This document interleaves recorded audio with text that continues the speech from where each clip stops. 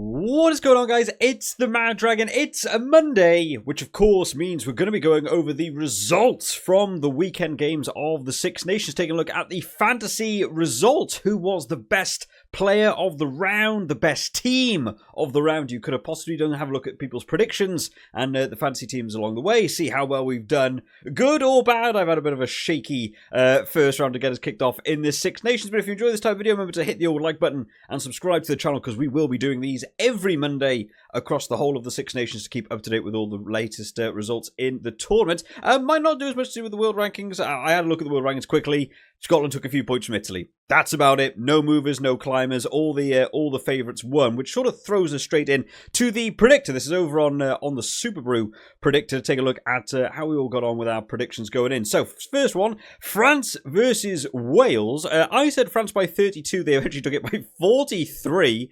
I kind of saw France getting out to that sort of score. I did have some stock in that Wales would get something in that, get one try, maybe a try and two penalties. I thought maybe they'd get like 10, 12 points in that game, which actually would have put it pretty close to what I was hoping.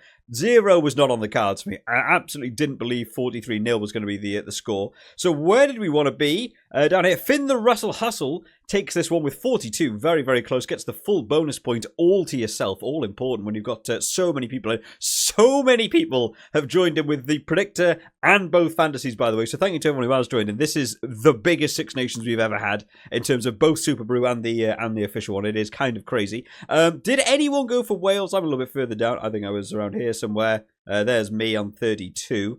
Did anyone go for Wales? Anyone thought an upset on the cards? 2 people. The Beast, who always enjoys going for that underdog favourite. And then Clip Clop also thought maybe a Wales upset coming in there, but no, not to be. France all the way. Everyone going for France, as to be expected for that one, really. Scotland versus Italy then. Scotland taking this one by 12. I said exactly 12. So I get to take full points from this one. Who is joining me along the way? Because it's quite a lower end score. Typically means people share it. Wow, a lot of people going for the Scotland 13, 14 range. Oh, well, not a lot of points going my way because everybody apparently picked 12. I won't go through all the names, but there you all are. There's me in the middle. Well done to everyone picking 12 bang on. Some people thought slightly less for Scotland. Anyone go for Italy? I don't think it was off the cards to go for an Italy one, but yeah, only 4 people going for Italy. I thought maybe Italy could have stepped up, even points in that game. I was like, oh, they're coming back. They're coming back into this. But I did think maybe that would be slightly more split, but only 4 people going for Italy in this one. And then finishing us off, Ireland versus England. I said Ireland by 8. They eventually took it by 5. At one point it was 8. It was bang on 8, and there was about 10 minutes left or something, and I thought there's no way this can last 10 minutes without more scores coming in and ruin it for me. So I still got my half bonus point there. So I'm going to scroll down. A lot of people getting the half bonus point for 10, 9, 8 joining me, 7, 6.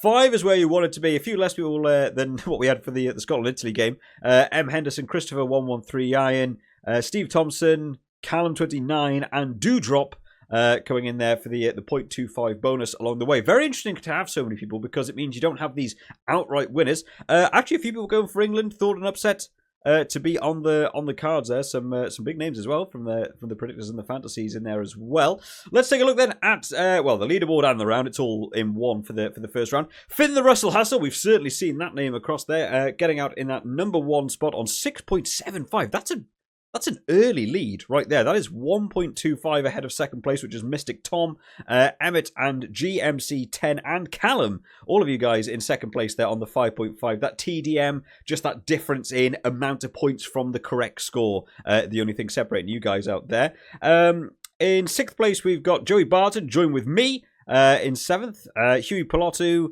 Bonjour, England, no chance of winning, which is the great name that is so hard to keep track of. Oh, wow, a lot of people got 5.25. Oh, in fact, hang on, I'll have a scroll on quickly. Tim McDermott fan, M. Henderson, Yayan, Dewdrop, Steve Cox, Thar11, Steve Thompson, and Constant Jet. All of us getting the 5.25 again. That TDM separating is out. We'll have a bit of a scroll down so everyone can see their name. First round's always going to be tight. It's as we get on through this tournament, we'll begin to see the separation out. I can't think how many people we had in the league eventually. I think it was like 86 or 80. Yeah, 86 people in total. for the predictor, which is the record for Six Nations. You know, this was like World Cup level, so I can't believe this is just for the Six Nations. So thank you to everyone who has got involved with that, and congratulations to Finn the Russell Hustle for taking the round and top of the leaderboard after round 1. On to the fantasy then. How did we all get on? A really interesting week in both fantasies. I played 2 different teams for the official one and the Superbru one. We're going to start with the Superbru one first. Some interesting calls. There were so many players that scored really high. I don't think I've ever seen quite so many players have such similarly high scores, which made it almost like you couldn't miss in some areas. There were some areas, if you didn't have a guy, you didn't do well. Like me, with my Hugh Jones pick, for anyone who watched the video I put out on Friday of me designing my team for the official one, I had to drop Hugh Jones, had to sacrifice my Hugh Jones pick, which is, you know, straight to the heart. Such a shame. I really wanted to have Hugh Jones in. I just couldn't find the currency to make it work elsewhere. Same thing happened to me in the Superbru. I had fingers crossed that Hugh Jones wouldn't have the best game of his life. Got a hat-trick. Comes back to bite you. These things happen. It's all to do with luck. So let's take a look at the best possible team you could have had. Starting out in the front row then, Andrew Porter and Xander Fagerson were your best props of the round on 11 and 11.5 respectively. Dan Sheehan, your best hooker on 15 after coming on from the bench, is still the best hooker, which just pick Dan Sheehan every round at this point. If he's going to come on from the bench and still be the best, you know, that's the guy to be picking. Best lock department you could have had, Tyg Byrne and Grant Gilchrist, 16 and 11 respectively. I had both of them, so 27. I'm not on this board at the front here, but in the yellow bar, a couple of people did have 27. That was your best lock department. Back row, a Wales player in there. I didn't have any Wales players in my team. I really wasn't expecting Wales to do anything. Jack Morgan on 19.5, which is really, really good for a team that got hammered. Rory Darge on 23.5. Thought he had an awesome game. And then the best back row of the round, Gregory Aldrit from France, would have scored you 26. So certainly some big red bars coming along there. Your best scrum half in orange, has everybody had, was Antoine Dupont. Of course it was. He's always just going to be amazing. Someone even had him as captain. The Nutcracker had him as captain. Best fly half of the round, Ben Thomas from Wales. That's wild. Who got 12 because some people there got 13.5, but made him their kickers as well. But the outright best fly half without the kicking thing is Ben Thomas, which is quite surprising. Your centre partnership is Hugh Jones. Of course it's Hugh Jones. Hugh Jones did immense. Hugh Jones scored 31.5, which might be the record I think I've ever seen for a centre. We've had high 20s before. Over 30 is wild. And I didn't have him. So, yeah, got to live with that for the next round. And then alongside him, Nacho Brex from Italy, who I did have in the official one. I had Brex in there for me. And then the back three, Toma Ramos scored you 24, and then you had him as your kicker and stuff as well. Atis Sogbe scored 25. Did much better than Louis Bilbao, which I was surprised about how much they went to that right hand wing. And then James Lowe, 28.5. And James Lowe had a busy game. I saw him running around a lot. I'm astonished he was able to score. He made like 200 and something meters in that game, and I can think of like a few runs. Absolutely, 200 meters seems wild what he's been given for that game. But 3 try assists as well. Big scoring for James Lowe. So how did we all stand up at the end of the round? Then Rugby Royalty coming in with an enormous score. For anyone who's been with the fantasy for a long time, I normally say anything over 200 is like, that's a good score. Because that's just how normally the scores balance out. There were so many high-scoring players in this round that basically everyone got over 200. So suddenly you're looking even further. Rugby Royalty got 267.5. Brumbies all the way got 265.5. And All Blacks 78 got the 265. The best scoring player of the entire world got like 280. Just to put into standings of how good those scores are. They are really, really up there. I guess this is also the leaderboard as well as the round, because we're only on round 1, right? So joint fourth place, in fact, Mr. Cucumber and Gazzy J coming in there on 257. Big Brain, always a big competitor for the Superbru, comes in 6th place on 254.5. Wombat 999 comes in on 254, only half a point behind. Finn the Russell Hustle He's looking at that predictor, but also in the fantasy, 253 for you there in 8th place. Rob coming in 9th on 249, and then Nutcracker on 247.5, finishing out in that 10th place spot. I'll have a scroll down so everyone can see their name. Again, so many people joining in this one. We've got 98 people in the Superbru, which is, again, I think that almost might be what we had in the World Cup. I think in World Cup we had like 110.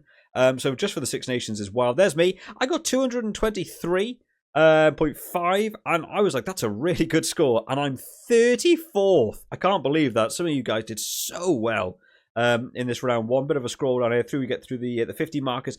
You know, top 50, top 60 all got over 200. That is absolutely wild scores going on. Let me scroll down a little bit further. A few people dropping down a little bit there, and a few people not locking their teams in this week, or not maybe having time to sit down and do it. But yeah, a couple of people let me down on the team for me this week. I thought I played a bit of a blinder with Tommy Allen. Tommy Allen was playing fullback, and I could put him in as a fly half, and I thought, I basically get an extra back three player. Loads of points. Nope, didn't do anything. Barely moved with the ball in his hands. Stafford McDowell. Was he playing? Was he on? I don't know. Hugh Jones was running around having a field day. Stafford McDowell, I saw him once have one run chasing a loose ball back and push Garbisi over the try line. I don't know if he did anything over the rest of the game, so he only scored me 6. And then Paul Boudehon, who almost got a try. He was so close to getting a try. If the ball hadn't quite gone a little bit too loose for him, could have seen him maybe finish on sort of like about 14, 15 points as well. Not to be, and we're flashing apparently. Don't know what I've done there to break that. But yeah, did okay across the board. But I had Dan Sheehan on my bench. 15 would have been a better move. Lamaro I had as well. Maybe would have done slightly better there. Nobody else. Menoncello could have come on for Stafford McDowell. Would have scored me a little bit better there as well. But not to be. But congratulations to Rugby Royalty on taking that number 1 spot on 267, which is actually right up there in the world rankings as well. Really, really good for you. And then to finish us out quickly, we have the official Six Nations one, which, man, again, not going my way. We have so many people in this league that I had to get in contact with them to up the amount of people, because we hit the maximum number, which was 100. They extended it to 1,000. I don't know how many people we had in it by round 1. There's no graphics. The UI is pretty awful for the official Six Nations one. To know how many people we had in total. It doesn't say anywhere how many we have, but I'm 80th. I'm not doing well. Someone that is doing well is Wasters coming in here on 613. Who, let me see round 1. What Wasters brought into it with just. Basically, we talked about the team of the week in the Superbru one. I mean, you look at Darcy Graham was right up there for good points. Atasogbe, team of the week. Hugh Jones, team of the week. Ben Thomas, team of the week. Antoine Dupont, team of the week. Jack Moran, Rory Darge, Byrne, Grant Gilchrist. It's just best players all across the board. Really, really good choices by Wasters this round. It's the name I struggle with imperatively. Lisa Dow des Olias. So I'm so sorry. You guys give me some tricky names to say across these tournaments.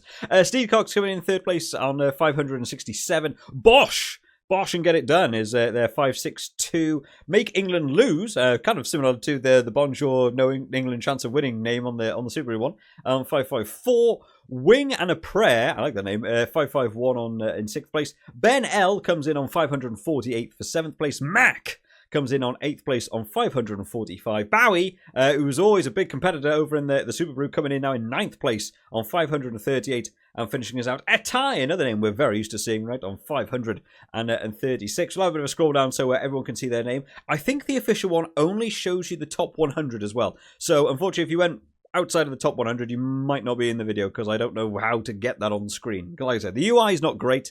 But man, some people got some really big scores in this one. I can't even remember what my team was by the end of it. There were a couple that went, there's Bears Gamer. He's got another league on the go as well. Where am I? I came in 80th, right? There's me. I came joint. Me and Mark chasing eggs. We came joint there. Well done, Mark. We're the real trooper. We're the underdogs now, Mark. We can come back from this one.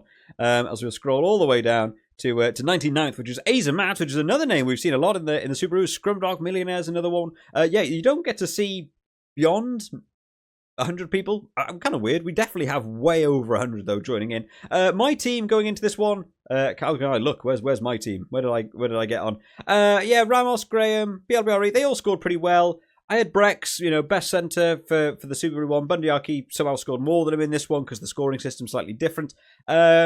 I think I did okay, across the board. It was just missing out on people like, oh, my super sub struggled as well, Tom Jordan. I have heard through the comment sections as well about this one. People have been saying, which I've checked out and is true, which I think is so silly, that people have been saying that you don't need to make a full team in the official fantasy one, which is rubbish. So basically what I've heard, I've seen some of the videos. I saw Bears Gaming did a video on it. I've seen JG Rugby did a video on it as well. And people have been, there's basically it's not cheating. It's built into the game. It's in the rules apparently. But basically there's a thing saying that you can pick 14 players and still have a team. So what people have done is got rid of their prop and used that currency to get a better super sub. So me personally, I would have loved to have a Dan Sheehan in there or a Julian Marchand in there. I didn't have the amount of money, so I needed to go lesser sort of currency and stuff. Went for Tom Jordan, scored 27, which is fine. But basically, people have sacked off a prop in order to get a much better super sub, which has scored them loads of points. But yeah, I kind of feel like that's kind of a broken thing to be able to do, that you can just not have a full team and get a better super. I feel like the super sub should be like a bonus, oh, you managed to do the full team within budget, you've got left over, you can do that. I don't like the idea that you could just not do a full team. That to me is not what the fantasy is about. Build a team, not build almost a team. So I think that's really stupid. I really wish that they hadn't allowed that. It's built into the rules. Apparently they made a whole piece about it in the rules that you can do that. I think that's rubbish. So yeah, I don't know if anyone did do that in the league or so, but yeah, I've seen a couple of the guys in the overall world rankings ones. They've picked Dan Sheehan or Julian Marchand there, but had no prop. And it meant that they got 70, 80 points from a Julian Marchand or a Dan Sheehan coming on because they had the currency from not having a prop. I don't know. I don't like that. I kind of wish that really wasn't a thing. But there we are. That's just my thoughts on it. I'm not going to join in with that. I think that kind of cheapens the fantasy a bit. But congratulations to Wasters on taking the opening round on 633, which is a monumental score. Got a bounce back for me in round 2. Drop down in the comment section, guys. Where did you end up? How did your fantasy team get on this round? I always enjoy having a read through the old comment section to see how everyone got on. I'll see you all next time, guys. Bye-bye.